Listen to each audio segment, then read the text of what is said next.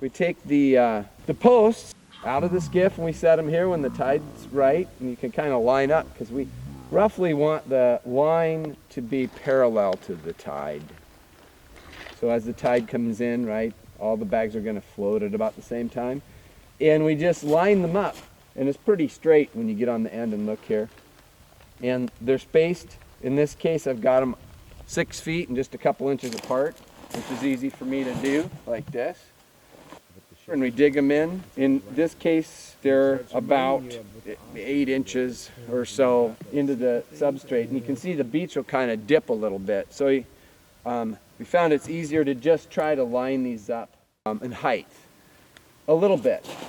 And then after they're all lined up, then we'll take wire or a string and we'll hold it taut. We'll wrap it around one end, we'll go down to the far end and wrap it around there, and then that's where I come through and drill the holes so that this wire runs straight.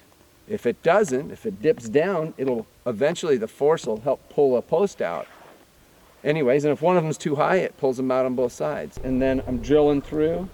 This is ABS, right? 3-inch ABS. And then you can see this wire, which is a horse fencing wire.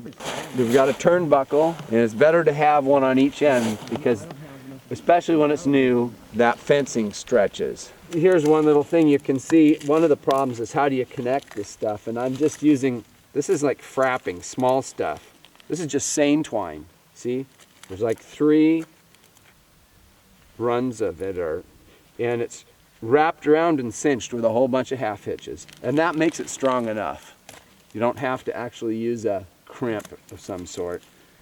And so buried underneath here are in this case, are the 2 rock anchors, which are big rocks that I had holes drilled through them, and they pull together.